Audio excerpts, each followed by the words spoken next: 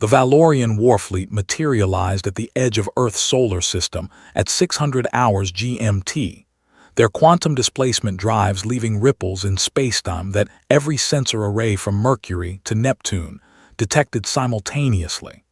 300 vessels, each the size of a small city, arranged themselves in a perfect geometric formation that screamed military precision.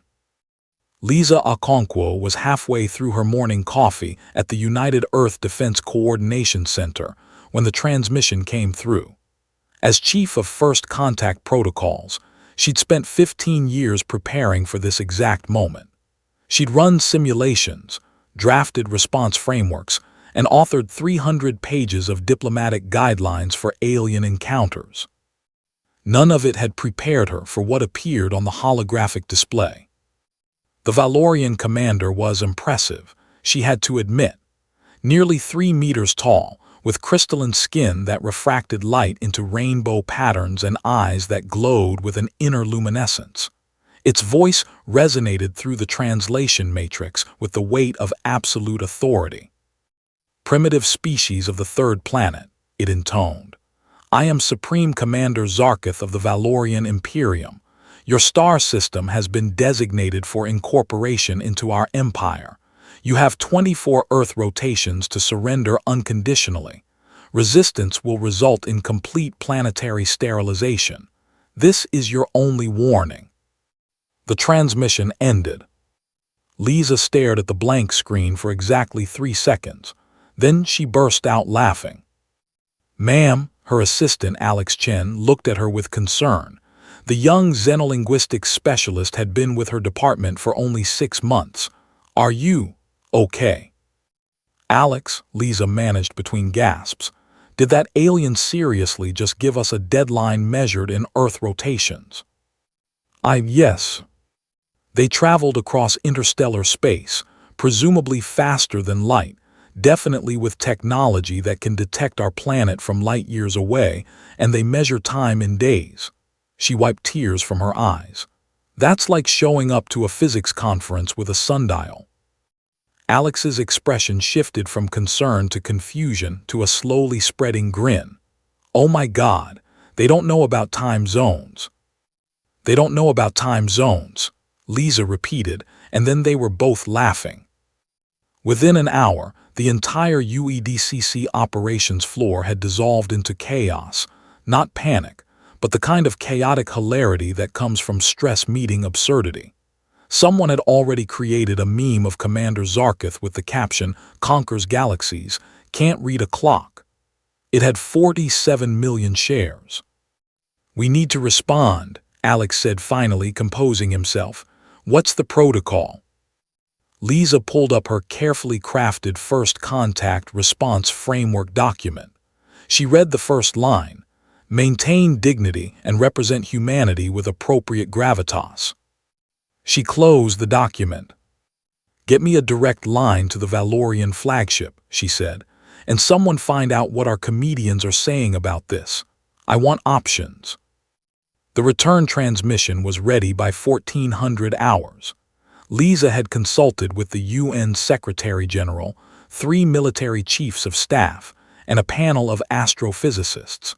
She'd also, somewhat less officially, reviewed the top 100 social media responses to the Valorian ultimatum. Her favorite was, "Aliens give Earth 24 hours, Earth replies, which time zone?" Commander Zarketh's hologram flickered to life, clearly expecting a cowering world leader. Instead, it got Lisa in her standard uniform, looking thoroughly unbothered. "Commander Zarketh, thank you for your message. We have a few clarifying questions before we can properly respond to your ultimatum." The alien's luminescent eyes narrowed. "There is nothing to clarify. Surrender or die." "Right, absolutely, very clear. Just one small thing. When you say 24 Earth rotations, do you mean sidereal days or solar days? Because that's about a 4-minute difference and we wouldn't want to miss the deadline due to a technicality." Silence. "Also," Lisa continued, warming to her theme, "does the countdown begin from when you sent the message, when we received it, or when we're responding now. Because light delay is a factor, as I'm sure your advanced civilization understands. The time begins from, Zarkith paused, from when the message was delivered. Wonderful, and just to confirm, you do realize Earth has multiple time zones. When you say 24 hours, which zone are we using as the baseline? We have people on the International Space Station, folks on the Moon Colony, and don't even get me started on Mars Standard Time. Alex, standing just off camera, had his hand clamped over his mouth to keep from laughing. Zarkith's crystalline features had taken on what might have been a purple tinge. Time zones are irrelevant, 24 standard rotations of your planet. But that's what I'm trying to clarify. There's no such thing as a standard rotation when you're measuring from different reference frames. Are we going by UTC, local time? And honestly, Commander, I feel like giving ultimatums requires a certain precision of language. The transmission cut off abruptly. That, said Alex, was beautiful. That, said Lisa, was stalling. Get me our actual military response team. We've got about 24 hours, UTC, I suppose, to figure out if these idiots are actually dangerous or just dramatically incompetent. The answer came sooner than expected. At 1800 hours, the Valorian fleet moved into Earth orbit.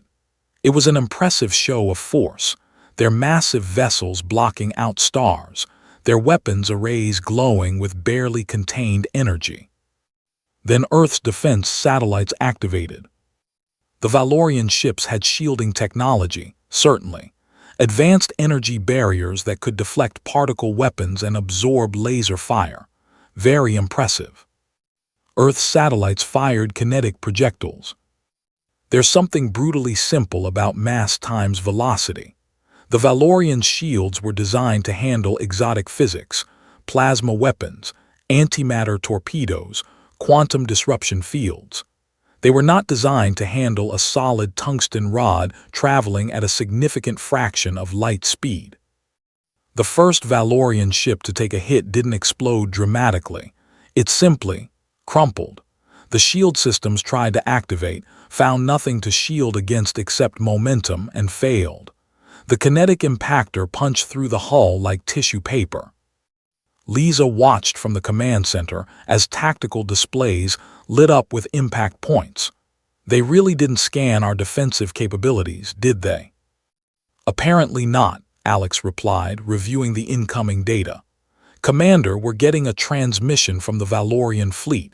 It's a surrender request. Already? They lost 30 ships in the first volley. They're saying they didn't realize we had primitive kinetic weapons. They thought we'd be using energy-based systems like every other species they've encountered.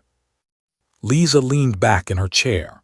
So they show up, give us a deadline measured in a unit they don't fully understand, try to intimidate us with technology we can easily counter, and surrender after one engagement. That about sums it up. And they call us primitive. The official surrender came 3 hours later. Commander Zarkith appeared again, considerably less imperious than before. Several of its crystalline protrusions looked dimmed, which Lisa's xenobiology team suggested might indicate embarrassment. The Valorian Imperium withdraws its claim on this system, Zarkith said stiffly. We miscalculated your defensive capabilities. You miscalculated a lot of things, Lisa said, but we appreciate the withdrawal. Before you go, though, I'm curious. How many species have you successfully conquered with this approach? A long pause, 47. And how many of them used kinetic weapons? None. Most species abandon such primitive technology once they achieve advanced energy manipulation. Right, because it's primitive, Lisa smiled. Here's a piece of free advice, Commander. Sometimes the simplest solution is the best one. A rock thrown hard enough will break anything, no matter how advanced your shields are. We will remember this lesson, Zarkith said. Please do.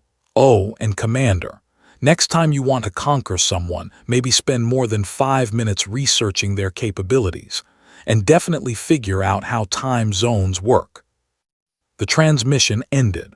The Valorian fleet began its quantum displacement sequence, preparing to leave the solar system as suddenly as they'd arrived. Alex approached Lisa's station, holding a tablet. The internet has exploded. There are already documentaries being produced, songs written, and someone started a betting pool on which species the Valorians will accidentally pick a fight with next. How long until we could have actually defeated them if they'd been serious?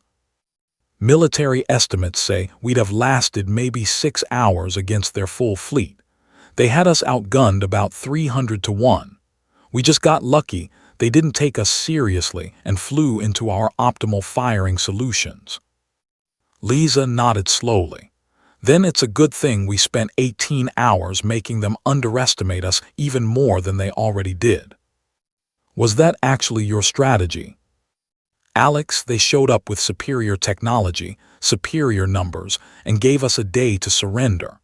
The only advantage we had was that they already thought we were primitive, so we leaned into it, made them think we were so backward we didn't even understand their ultimatum. While they were wondering about time zones, our military was repositioning satellites and calculating firing solutions. You weaponized looking stupid. I weaponized their arrogance, Lisa corrected. Same principle as the kinetic weapons, really. Sometimes the most advanced strategy is making your opponent think you're too primitive to be a threat. She pulled up the final casualty reports. 0 human deaths. 30 Valorian ships damaged or destroyed before they'd retreated. It could have been so much worse. You know what the ironic thing is, Alex said. We actually did surrender in a way. We surrendered the idea that we needed to impress them. We just were ourselves. And apparently ourselves includes making memes in the face of alien invasion and throwing really, really fast rocks at spaceships. Lisa laughed. Someone's going to have to update the first contact protocols. What will you add? She thought about it for a moment, then began typing. Addendum to Section 4, First Contact Diplomatic Procedures. In the event of hostile first contact with technologically superior species, remember that humanity's greatest strength has always been our adaptability and our refusal to take ourselves, or our opponents, too seriously. Sometimes the best weapon is a good laugh and a well-thrown rock. Also, make sure they understand time zones. That's just basic. Alex read over her shoulder and grinned. They're never going to approve that language. Probably not, but I'm putting it in anyway. Lisa saved the document and closed her terminal. Come on, we just survived an alien invasion. I'm buying the first round. As they left the command center, Earth continued its standard rotation, sidereal or solar, depending on your preference. The sun set and rose across time zones that the Valorians had never bothered to understand. Humanity had been given 24 hours to surrender. They'd spent 18 laughing and 6 winning. It was, Lisa reflected, a very human way to handle things.